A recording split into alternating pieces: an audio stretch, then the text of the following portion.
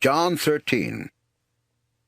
It was before Passover, and Jesus knew that the time had come for him to leave this world and to return to the Father. He had always loved his followers in this world, and he loved them to the very end.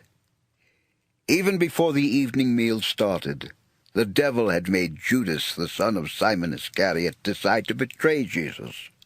Jesus knew that he had come from God and would go back to God. He also knew that the Father had given him complete power. So during the meal, Jesus got up, removed his outer garment, and wrapped a towel around his waist. He put some water into a large bowl. Then he began washing his disciples' feet and drying them with the towel he was wearing. But when he came to Simon Peter, that disciple asked, "Lord, are you going to wash my feet?" Jesus answered, "You don't really know what I am doing, but later you will understand." "You will never wash my feet." Peter replied. "If I don't wash you," Jesus told him, "you don't really belong to me."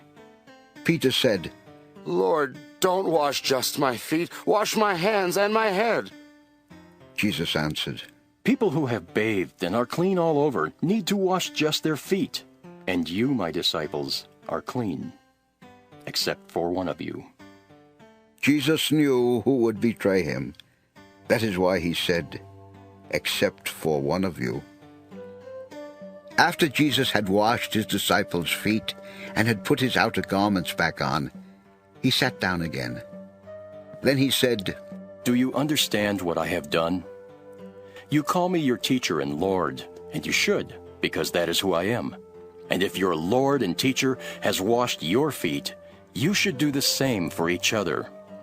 I have set the example, and you should do for each other exactly what I have done for you.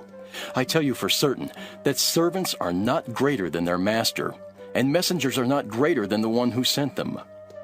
You know these things, and God will bless you if you do them. I am not talking about all of you. I know the ones I have chosen, but what the Scriptures say must come true, and they say, 'The man who ate with me has turned against me.' I am telling you this before it all happens. Then, when it does happen, you will believe who I am. I tell you for certain that anyone who welcomes my messengers also welcomes me, and anyone who welcomes me welcomes the one who sent me." After Jesus had said these things, he was deeply troubled and told his disciples, "I tell you for certain that one of you will betray me." They were confused about what he meant, and they just stared at each other. Jesus' favorite disciple was sitting next to him at the meal, and Simon motioned for that disciple to find out which one Jesus meant. So the disciple leaned toward Jesus and asked, "Lord, which one of us are you talking about?" Jesus answered, "I will dip this piece of bread in the sauce and give it to the one I was talking about." Then Jesus dipped the bread and gave it to Judas, the son of Simon Iscariot. Right then, Satan took control of Judas. Jesus said, "Judas, go quickly and do what you have to do." No one at the meal understood what Jesus meant. But because Judas was in charge of the money, some of them thought that Jesus had told him to buy something they needed for the festival. Others thought that Jesus had told him to give some money to the poor. Judas took the piece of bread and went out. It was already night. After Judas had gone, Jesus said, "Now the Son of Man will be given glory, and he will bring glory to God. Then after God has given glory because of him, God will bring glory to him, and God will do it very soon.